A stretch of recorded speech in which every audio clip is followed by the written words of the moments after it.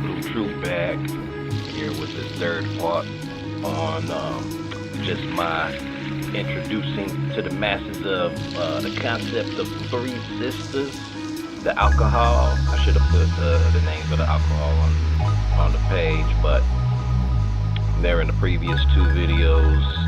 The first one was a very brief overview, and then the second video I actually put a clip in with Master Teacher Bobby Hemmitt thoroughly explaining the concept of three sisters.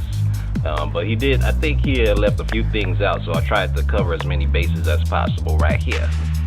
Now, the three sisters, how it was instructed, there two of the sisters are nurses, and they're all about healing.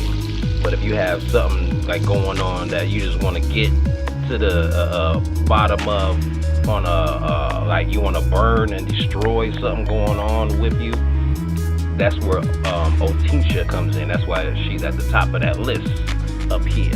So Otintia, and then the nurses are Tiacha and Shayola. Otintia is comparable to Kundalini, like a fire starter.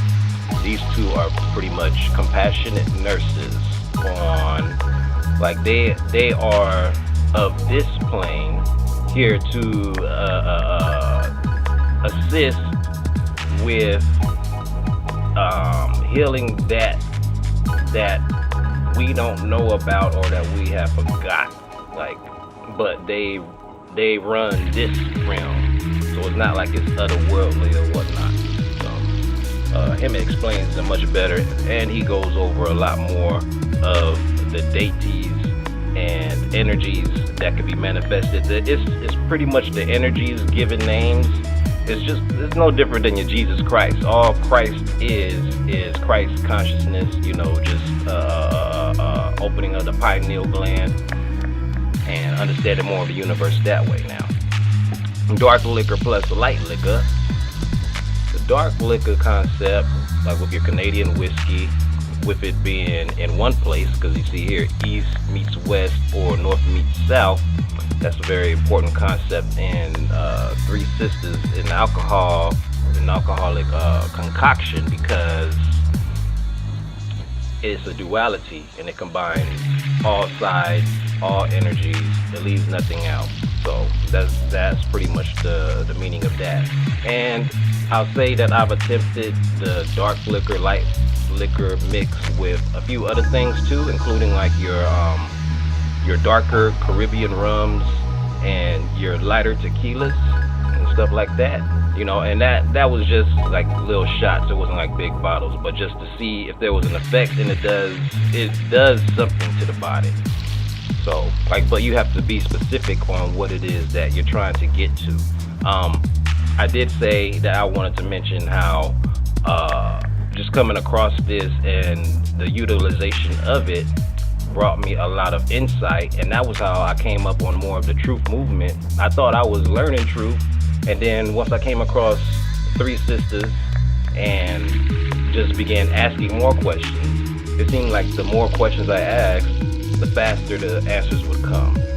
So that's an important note to keep in mind when it comes to just experimentation or just asking questions. And it's never about the alcohol itself. It is a doorway, something that's been iterated many times by Mr. Hemmitt himself. So I know Mag Truth, he has his view on alcohol as a whole, and I agree with him, because when you just indulge in alcohol as it is without understanding the proper science of it, that it's a medicine, then yeah, you're going to mess yourself up, just like how you would overdose off of some aspirin or some ibuprofen or something like that. It's the same thing. It's the same thing, but this is all alchemy and stuff that we are already familiar with from just the DNA side of ourselves. Like, we already know this stuff.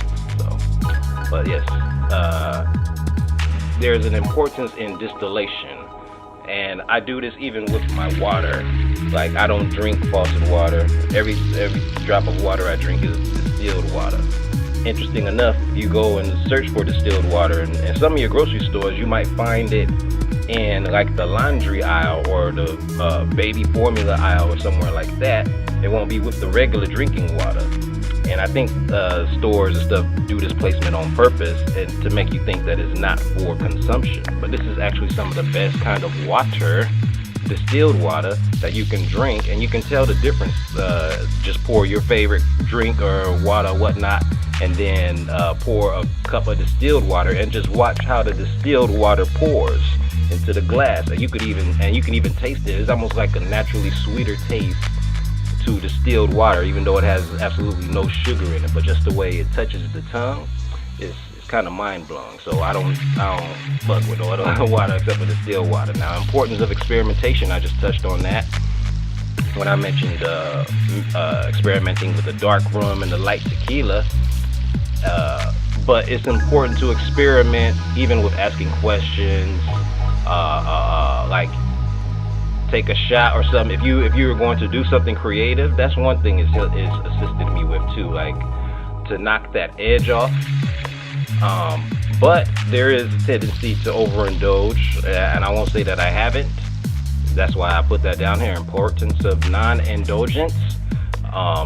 You have to really feel yourself out if you're going to ingest this, and you have to know exactly what you're ingesting it for. You can't just take a drink and be like, yeah, this, expect it to do what you want it to do or know what to do for you. You gotta pretty much instruct the direction of the alcohol, because like I said, it's a gateway for these energies, and plus many more, including not limited to like sexual energies. Like I might make a video on that if that gets requested. I'll make a video touching on how even the sexual aspect of the Three Sisters is pretty unique, and that's with men and women. So importance of patience, because sometimes like you have to find a combination that works for you with the liquors or whatnot. But some brands were recommended, so they were recommended in previous videos, so I would recommend just going to reference back to that. Importance of meditation. Now you have to be able to be in your silence at times, even though this is a great party drink when everybody drinks it. But if some people don't drink it, they might see everybody else as a little weird. But I think it opens a lot of, it gets rid of a lot of inhibitions, but not in the worst way, like how most alcohols do. So like I said, don't indulge. And I also said, Mag, he said, can't get into the alcohol, but we have to see it differently. It's a medicine of itself. If you think of rubbing alcohol, it's pretty much no different. In my experimentation, I've used the Three Sisters as a rubbing alcohol, like on wounds, and actually worked better and felt better to the system. So, yeah, just discretion advised, pretty much, when it comes to Three Sisters.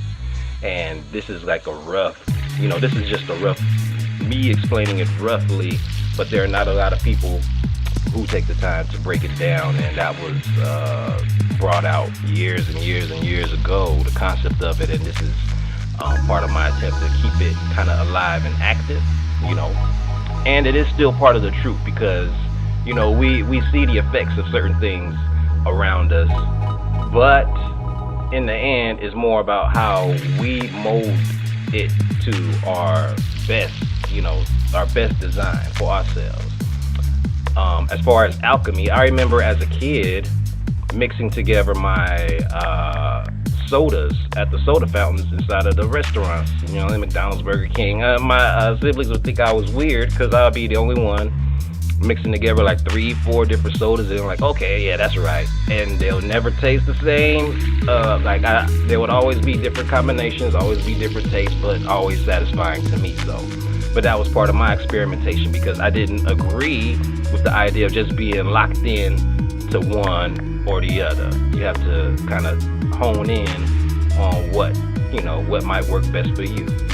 So on that note, I'll go ahead and cut it out, because I know I've been talking for a while. So Yeah, any questions, please leave them in the comments. Thank you all. Blue Shade. Bluu Truu out.